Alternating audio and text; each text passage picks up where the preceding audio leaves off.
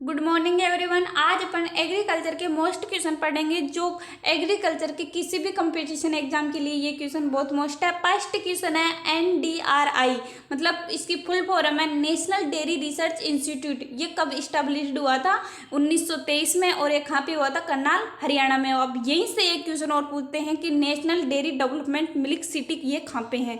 ये आनंद, गुजरात में है।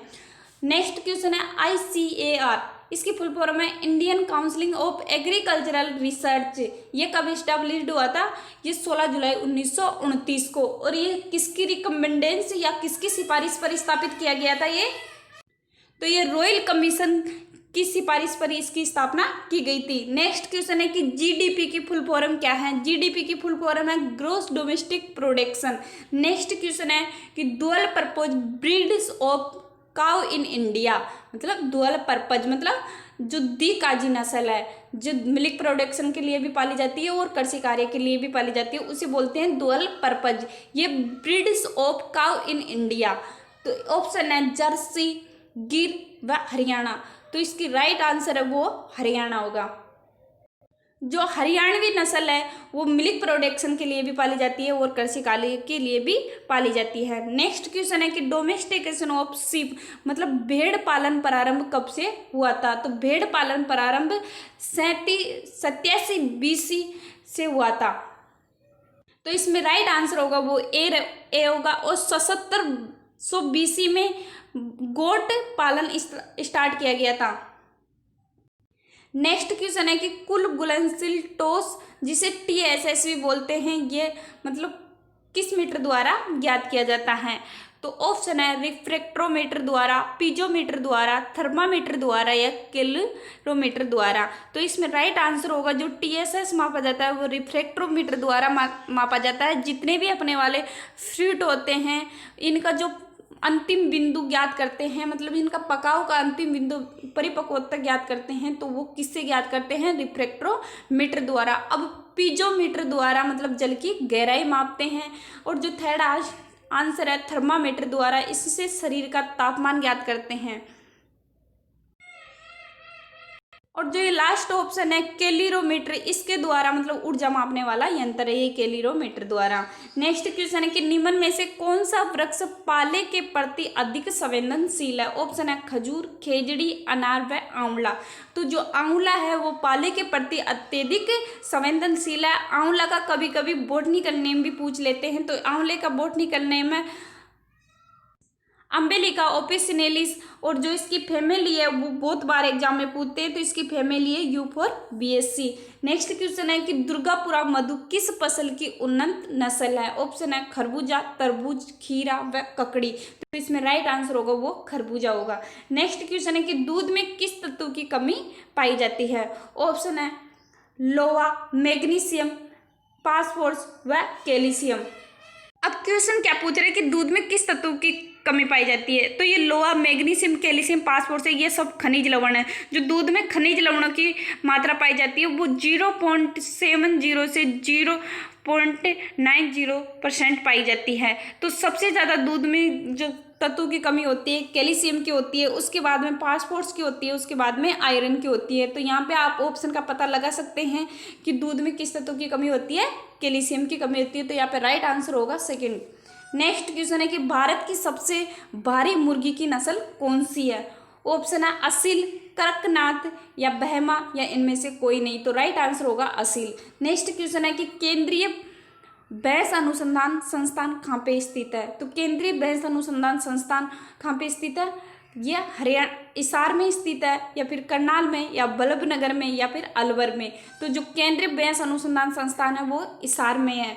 और national dairy research institute Karnal, Haryana में है। और केंद्रीय भैंस अनुसंधान संस्थान कहाँ पे स्थित है? हिसार में। नेक्स्ट क्वेश्चन है कि दूध में शर्करा पाई जाती है वो क्या कहलाती है? ऑप्शन है माल्टोज, सुक्रोज, लैक्टोज या ग्लूकोज। तो इसमें राइट आंसर होगा जो दूध की शर्करा कहलाती है वो लैक्टोज कहलाती है।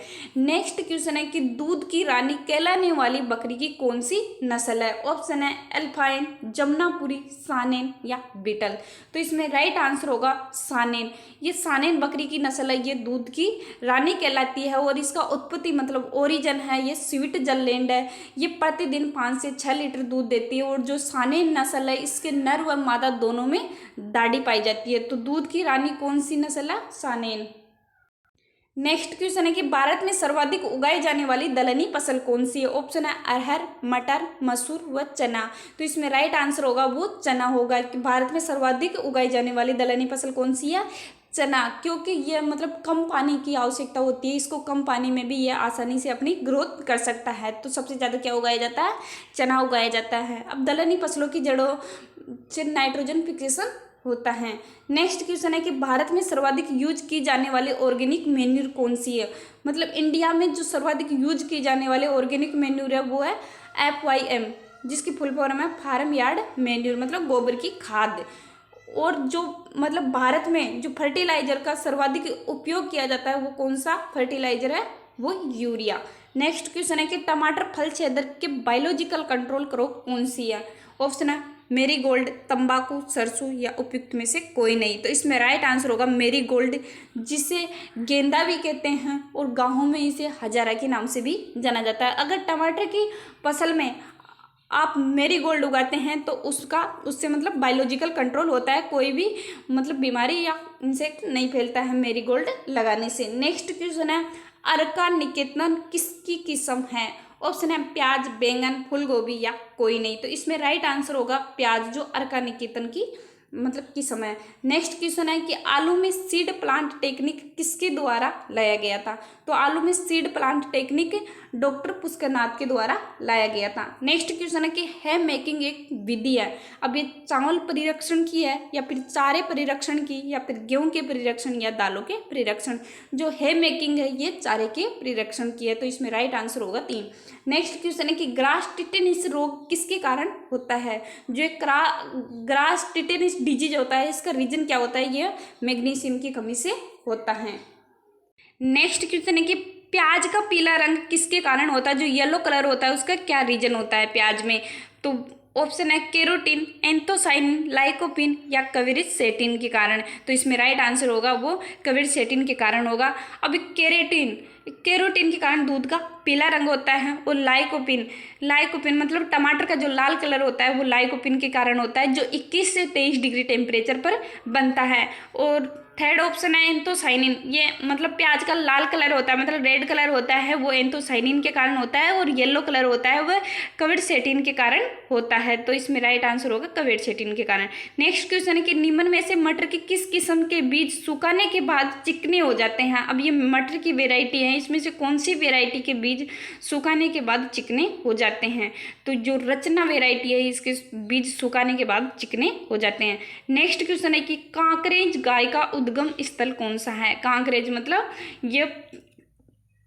ये दुअल पर्पज वाली नस्ल है, मतलब ये मिल्क के लिए भी पाला जाता है और कृषि कार्य के लिए भी पाला जाता है। और ये कांकरेज गाय की नस्ल है, इसे सवाई चाल के नाम से भी जाना जाता है। तो इसका उद्गम स्थान मतलब उत्पत्ति, इसका ओरिजिन कौन सा है? तो ऑप्शन है सिंध या पाकिस्तान या रोहतक या हरियाणा, मैसूर या कर्नाटक या बड़ौदा। तो कांकरेज गाय का ओरिजिन है वो बड़ौदा है। नेक्स्ट क्वेश्चन है कि घी में एग मार्ग कब से आरंभ हुआ था? ऑप्शन है 1987, 1938, 1987, 1937 और 1968। तो राइट आंसर होगा यहाँ पे 1968 में घी में एग मार्ग आरंभ हुआ था। नेक्स्ट क्वेश्चन है कि निम्न में से एक बीजपत्री वीड कौन सा है? वीड मतलब खरपतवार कौन सा है? अब खरपतवार किसे कहते हैं? खरपतवार वे पौधा होता है जो खेत में बिना उगाए उग जाते हैं, उसे खरपतवार कहते हैं। तो मतलब जो एक बीजपत्री होता है वो कौन सा होता है? गेहूं सा, जिसे गेहूं का मामा भी कहते हैं और गुल्ली डंडा भी कहते हैं। सेकंड ऑप्शन है मोता, प्याजी व उपयुक्त सभी। जो उपयुक्त सभी है ये एक बीजपत्री खरपतवार है। नेक्स्ट क्वेश्चन है कि भारत में सबसे अधिक क्षेत्रफल पर किस फसल का होता है? मतलब भारत में सबसे अधिक क्षेत्रफल कौन सी फसल का होता है? ऑप्शन है गेहूं, मक्का, चावल व कपास। तो राइट आंसर होगा यहाँ पे चावल, राइस। नेक्स्ट क्वेश्चन है कि लगातार तापमान नापने वाला यंत्र कौन सा है? ऑप्शन है तापमापी, दाब मापी, वेग मापी या तापलेखी। तो इसमें राइट आंसर होगा वो तापलाखी होगा, जो लगातार तापमान नापने वाला यंत्र है। नेक्स्ट क्वेश्चन है कि सब्जियों में छिड़काव के लिए सबसे सुरक्षित कीटनाशक कौन सा है? ऑप्शन है कार्बोरिल, एल्ड्रिलिन, एल्लीकार्बुल व मेलाथियान। तो जो राइट आंसर होगा वो मेलाथियान होगा। नेक्स्ट क्वेश्चन है कि विश्व में कौन सी ट्रांसजेनिक फसल का सर्वाधिक क्षेत्रफल है। मतलब पूरे विश्व में कौन सी ट्रांसजेनिक फसल का सर्वाधिक क्षेत्रफल है। ऑप्शन है सोयाबीन, कपास, मक्का व सरसों। तो इसमें राइट आंसर होगा सोयाबीन, जिसे वंडर क्रॉप के नाम से भी जाना जाता है। नेक्स्ट क्वेश्चन है कि निम्न में से सक्रिय पत्ती वाला वीड कौन सा है। मतलब सक्रिय पत्ती वाला खरपतवार कौन सा है। तो ऑप्शन है मोथा, प्याजी, दूब घास व उपयुक्त सभी। तो इसमें राइट आंसर होगा वो उपयुक्त सभी होता है। सभी जो मोथा, दूब घास और प्याजी होता है, ये सभी मतलब सक्रिय पत्ती वाले वीड्स होते हैं। नेक्स्ट क्वेश्चन है कि निम्न में से खरपतवार नियंत्रण के लिए कौन सी यांत्रिक विधि है। मतलब इन विधियों में से कौन सी यांत्रिक विधि है। जल पलाव विधि।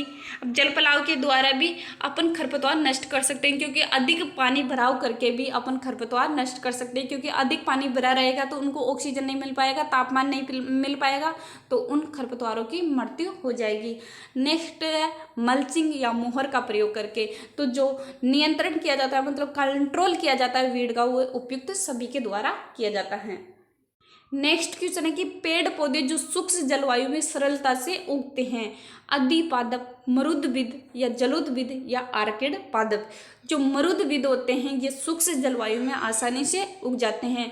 तो जो सूखे स्थानों पर उगने वाले पौधों को मरुदविद कहते हैं, और जलोदविद उसे कहते हैं जो जल में उगने वाले प्लांट्स होते हैं, उसको जलोदविद कहते हैं। तो इसमें राइट आंसर होगा मरुदविद। नेक्स्ट क्वेश्चन है कि मक्का की फसल के लिए उपयुक्त तापमान कितना होना चाहिए। जो मक्का की फसल के ग्रोथ के लिए मतलब उपयुक्त तापमान कितना होना चाहिए। उसकी ग्रोथ के लिए उपयुक्त तापमान होना चाहिए 30 से 35 डिग्री सेंटीग्रेड। नेक्स्ट क्वेश्चन है कि रोपाई के लिए बाजरा का बीज 2 kg प्रति हेक्टेयर लेते हैं। अब रोपाई के लिए बाजरा का बीज कितने लेते हैं, 2 kg प्रति हेक्टेयर। जबकि सीधी बुआई के लिए बीज दर कितने लेते हैं। तो सीधी बुआई के लिए बीज दर लेते हैं 4 से 5 kg प्रति हेक्टेयर के हिसाब से बीज लेते हैं। नेक्स्ट क्वेश्चन है कि गेहूं के दानों का टेस्ट वेट कितना होता है। जो गेहूं होता है, जिसे गेहूं का मामा भी कहते हैं या गुल्ली डंडा भी कहते हैं, तीनों इसी के नाम है। तो ये इसके दानों का जो टेस्ट वेट होता है वो कितना होता है। तो इसका टेस्ट वेट 2 ग्राम होता है। नेक्स्ट क्वेश्चन है कि निम्न में से दलहनी फसल कौन सी है। ऑप्शन है सोयाबीन, धान, कपास व बरसीम। जो दलहनी फसल है वो सोयाबीन है।